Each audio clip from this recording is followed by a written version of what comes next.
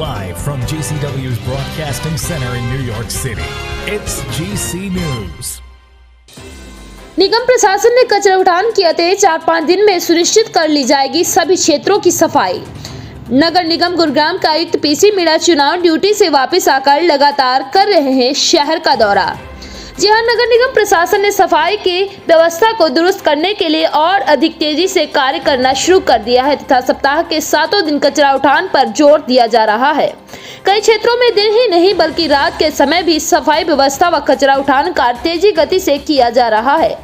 नगर निगम गुरुग्राम के आयुक्त पीसी मीणा भी चुनाव ड्यूटी से वापस आने के बाद लगातार शहर का दौरा कर रहे हैं।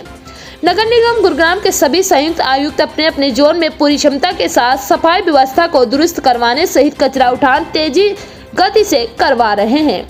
अब तक पुराने पड़े कचरे को उठाया जा चुका है तथा अगले 4-5 दिन में सभी क्षेत्रों में सफाई व्यवस्था सुनिश्चित कर ली जाएगी। नगर निगम गुरुग्राम का मुख्य उद्देश्य नागरिकों को बेहतर सफाई व्यवस्था उपलब्ध करवाना है, जिसमें कई RWA वरिष्ठ नागरिकों, पूर्व पार्षदों व अन्य गणमान्य व्यक्तियों का भी भरपूर सहयोग मिल रहा है। कई स्थानों पर नागरिकों द्वारा निगम प्रशासन से ट्रैक्टर ट्रॉली, मैन पावर, सफाई संसाधन लेकर सफाई व्यवस्था अपनी अपनी मौजूदगी व निगरानी में करवाई जा रही है। वहीं दूसरी ओर सफाई कर्मचारियों की चल रही बेबुनियादी हड़ताल अब धीरे धीरे दम तोड़ती जा रही है। सफाई कर्मचारी भी अब हड़ताल पर बैठने की बजाय काम पर वापस लौट रहे हैं तथा निजी एजेंसियों के माध्यम से नियुक्त होकर अपनी जिम्मेदारियों का निर्वहन करने के साथ ही अपने परिवार की रोजी रोटी चलाने को महत्व दे रहे हैं। इसके अलावा 200 से अधिक निगम रोल के कर्मचारी भी अपने अपने क्षेत्रों में सफाई व्यवस्था को दुरुस्त करने में जुट गए हैं। निगम प्रशासन द्वारा ऐसे कर्मचारियों का स्वागत किया जा रहा है जो अपनी जिम्मेदारियों का निर्वहन पूरी निष्ठा व मेहनत से कर रहे हैं।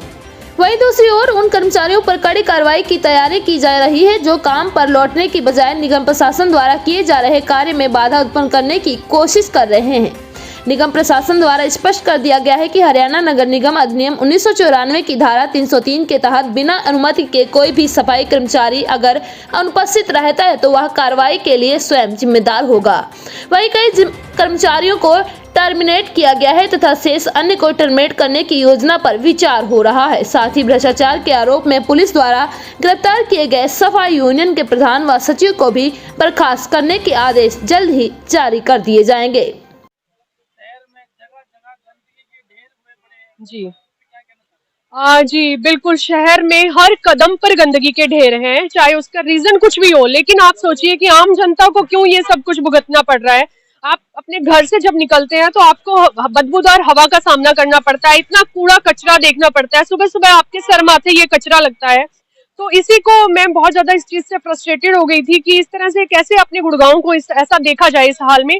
तो मैंने कल जो है ट्विटर पे कंप्लेंट की थी, अनिल विज जी को जो है इसका संज्ञान दिलाया था और उन्होंने तुरंत इस पे संज्ञान लेते हुए, आप देख रहे होंगे कि मेरे पीछे जो है वो जेसीबी काम करने आ गई है।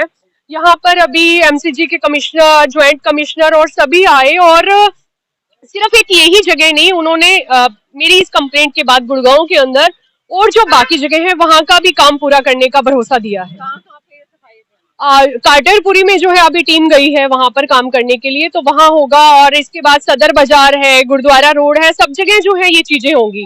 तो अच्छा लग रहा है कि कम से कम शिकायत करने पे भी जागरूक होना बहुत बड़ी बात है। आप सोचिए कि क्यों हम इस गंदगी, जी बिल्कुल बिल्कुल, कचरा ग्राम हर कहीं आप देखेंगे तो ये कचरा ग्राम बना दिया। तो गुरुओं की धरती है ये, माता शीतला की धरा है, आपने क्या बना के रख दिया इसको।